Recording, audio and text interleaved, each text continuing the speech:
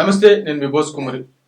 పవన్ కళ్యాణ్ గారికి కాపులను దూరం చేసేటువంటి కుట్ర, ప్లాన్, వ్యూహం, దీనికి ఏ పేరైనా పెట్టుకోండి. దీనికి జగన్మోహన్ రెడ్డి గారు కానీ లేకపోతే వైసీపీకి సంబంధించిన నాయకులు కానీ అంబటి రాంబాబు గారి ఇష్యూని అడ్డం పెట్టుకొని వాళ్ళ కూతురుతో సహా అడ్డం పెట్టుకొని పవన్ కళ్యాణ్ గారికి కష్టం వచ్చినప్పుడు మాత్రం ఎవరూ తోడురారు. కానీ పవన్ కళ్యాణ్ గారిని తిట్టి అవమానించి పవన్ కళ్యాణ్ గారిని లేకుండా కాపులకి మరి రాజ్యాధికారం దక్కకుండా ప్లాన్ చేసి వేరే పార్టీలకి బానిసత్వం చేస్తూ పవన్ కళ్యాణ్ గారి వేరే వాళ్ళకి బానిసత్వం చేస్తున్నాడు అనేటువంటి విధంగా ప్రచారం చేసేటువంటి టైంలో ఎవరు కూడా ఇది తప్పను ఒప్పని వాదించకుండా వాళ్ళ కష్టం వస్తేనేమో పవన్ కళ్యాణ్ గారికి కష్టం వస్తేనేమో మాకు సంబంధం లేదు, వైసీపీ పార్టీ చేయని చెప్పేటువంటి వ్యక్తులకి కాపు సామాజిక వర్గానికి సంబంధించినటువంటి వ్యక్తులు ఇస్తున్నటువంటి కౌంటర్లు మామూలుగా లేవని చెప్పడం ఎటువంటి సరిలేదు. అంబటి రాంబాబు గారికి వాళ్ళ ఇంటి మీద దాడి జరిగింది.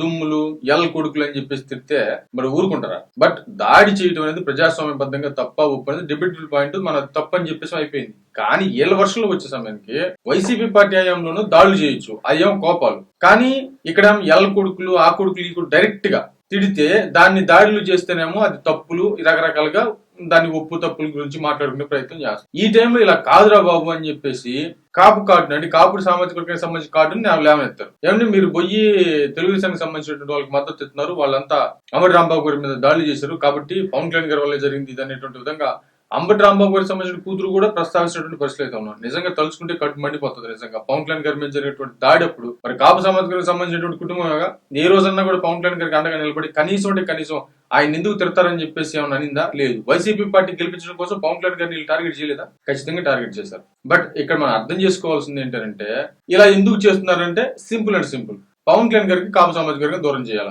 ఆంధ్రప్రదేశ్ లో అత్యధికమైనటువంటి ఓట్ బ్యాంకింగ్ ఉన్నటువంటి సామాజిక వర్గం అంటే అది పవన్ కళ్యాణ్ గారి సామాజిక వర్గం. ఇది అందరికి తెలిసినటువంటి విషయమే. కాకపోతే అందరూ వేరే అంటే ఒక నియోజకవర్గంలో కొంతమంది, ఒక నియోజకవర్గంలో కొంతమంది అట్లాగా వేరుగా ఉన్నారు. కాబట్టి ఈ ఓటు బ్యాంక్ తో పాటు ఇంకొక ఓట్ బ్యాంక్ కానీ కలిస్తే ఖచ్చితంగా పవన్ కళ్యాణ్ గారు సీఎం అవుతారు. ఇది ఖచ్చితంగా ఆయనకి తెలుసు, అందరికీ తెలుసు. కాబట్టి ఇంతకాలం కాపుల్ని ఒక తాటి మీదకి తీసుకురావడానికి పవన్ కళ్యాణ్ గారికి ఇన్నేళ్ళు టైం పట్టింది. ఎందుకంటే ప్రజారాజ్యానికి సంబంధించినటువంటి ఎఫెక్ట్. ఇలా ఎందుకు చేస్తున్నారు అనేటువంటి విషయం చూస్తే పవన్ కళ్యాణ్ గారికి కాపులు దూరం చేయాలి. పవన్ కళ్యాణ్ గారికి కాపులు దూరం చేసేస్తే ఆటోమేటిక్ గా పవన్ కళ్యాణ్ గారు డౌన్ అయిపోతారు. పవన్ కళ్యాణ్ గారు డౌన్ అయితే కూటమి చెదిరిపోతుంది, కూటమి ఓడిపోతుంది, మేము అధికారంలో రావచ్చు.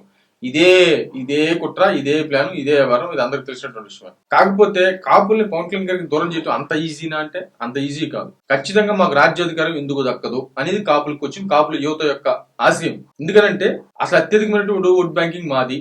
తక్కువ ఓట్ బ్యాంక్ 4%, 5% ఉన్నటువంటి వాళ్ళని రాజ్యాధికారం చేస్తుంటే 25-26% ఉన్నటువంటి మేము ఎందుకు రాజ్యాధికారం చేయకూడదు అనేది వాళ్ళే. అంతే కదా. ఇంతకాలం నాయకుడు దొరకలేదు, పవన్ కళ్యాణ్ గారు దొరికారు. అది పవన్ కళ్యాణ్ గారిని దశాబ్దం పాటు టెస్ట్ చేశారు. ఎందుకు? ప్రజారాజ్యం ఎఫెక్ట్, ఈయన నిలబడతాడా లేదా అనేటువంటి విషయం. అంటే కాపుని ఒక తాటికి తీసుకురావడానికి పవన్ కళ్యాణ్ గారికి ఇంత టైం పట్టింది. అంటే కాపు సామాజిక వర్గంతో పాటు అంటే ఎందుకు వాళ్ళు అక్కడక్కడ ఉంటారు కాబట్టి, కానీ ఓట్లు ఎక్కువే కానీ అక్కడెక్కడ ఉంటారు. అంటే ఇప్పుడు ఒక నియోజకవర్గంలో వాళ్ళ వరకే ఓట్లు వేస్తే గెలవరు కానీ నియోజకవర్గంలో. కాబట్టి మిగతా సామాజిక వర్గాలు కానీ మిగతా ఓట్ బ్యాంకింగ్ కానీ ఇప్పుడు జనసేన పార్టీకి కావాలా. ఆ ప్రయత్నంలోనే జనసేన పార్టీ ఉంది, మీకు తెలిసినటువంటి విషయమే. కాబట్టి ఆ రెండో ఓట్ బ్యాంకింగ్ కలిసినప్పుడు పవన్ కళ్యాణ్ గారు సీఎం అవటం అనేది పక్కా, ఖచ్చితంగా సీఎం అవుతారు. ఇదే స్టేటస్ మీద దీన్ని ముందుకు తీసుకెళ్తున్నటువంటి క్రమంలో అది పవన్ కళ్యాణ్ గారి ప్లాన్ తీసి పక్కన పెట్టేసి అసలు కాపులనే దూరం చేసి కూటమిని దెబ్బ కొట్టాలనేటువంటి విధంగా ప్లాన్ చేస్తే ఒక్క కాపు సామాజిక వర్గానికి సంబంధించిన వ్యక్తి కూడా సపోర్ట్ చేయట్లేదు. అయ్యా మేము ఇంతమంది ఉన్నాం, ఇంతకాలానికి మాకు నాయకుడు దొరికాడు. ఒక నాయకుడు రంగా గారు ఉంటే ఆయన చంపేశారు. ఇంతవరకు ఎవరు చంపారో ఎవరికి తెలియదు. కానీ మాకు మళ్ళీ వచ్చారు, మళ్ళీ పవన్ కళ్యాణ్ గారు లాంటి మాకు మంచి నాయకత్వం వచ్చింది, మేము ఎందుకు పోగొట్టుకుంటామా? మీరు వెళ్ళిపోయి మామూలుగా అయితే వైసీపీ పార్టీకి బానిసత్వం చేస్తారు, వైసీపీ పార్టీకి గెలవాలని మీరు చేస్తారు, ఎవరు కాపు సమాజానికి సంబంధించిన నాయకులు. కానీ పవన్ కళ్యాణ్ గారిని మాత్రం ఇప్పుడు ఈ రోజు పవన్ కళ్యాణ్ గారు డిప్యూటీ సీఎం, ఆంధ్రప్రదేశ్కి డిప్యూటీ సీఎం. మరి అంబటి రాంబాబు గారు ఏంటి, లేకపోతే బెర్నినాని గారు ఏంటి, లేకపోతే మిగతా కాపు సమాజానికి సంబంధించినటువంటి వ్యక్తులు ఏంటి, కాకపోతే ఎమ్మెల్యేలు, మినిస్టర్, అంతే కదా.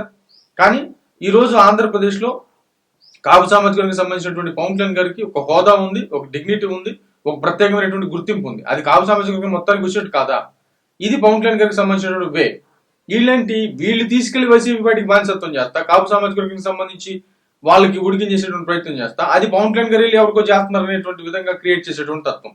పవన్ కళ్యాణ్ గారు వ్యూహాత్మకంగా వెళ్లారు. ఈ రోజు ఆ రిజల్ట్స్ కనపడుతుంది కదా. ఈ రోజు కాపులకు ప్రత్యేకమైనటువంటి గుర్తింపు మరి పవన్ కళ్యాణ్ గారి రూపంలో వస్తుంది కదా.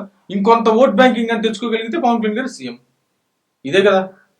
మరి ఇంత చిన్న లాజిక్ ని మిస్ అయిపోయి వాళ్ళు చేసినటువంటి పని వీళ్ళు చేస్తున్నారని చెప్పేసి జెండా కూలీలు, ఆ కూలీలు, ఈ కూలీలు, మరి ఇప్పుడు జెండా నాయకులు, జెండా కూలీ నాయకులు ఎవరు? మరి కాపు సామాజిక వర్గానికి సంబంధించిన యువతని జెండా కూలీలుగా మారమని చెబుతుంది ఎవరు? అది వైసీపీ పార్టీలో ఉన్నటువంటి కాపు నాయకులే కదా. మరి ఆ మాత్రం తెలుసుకునేటువంటి పరిస్థితుల్లో కాపు యువత ఉన్నారంటారా? ఏది నిజమో ఏది అబద్ధమో తెలుసుకునేటువంటి పరిస్థితులు ఉన్నారంటారా? మీ మాయలు చేశారు, 10 సంవత్సరాలు మాయలు చేశారు, నమ్మారు. కానీ ఇక కుదరదు కదా. అది ఇప్పుడు నిరూపితం అవుతున్నటువంటి విషయం అయితే క్లియర్ గా తెలుస్తుంది. మరి ఏమైతే చూద్దాం.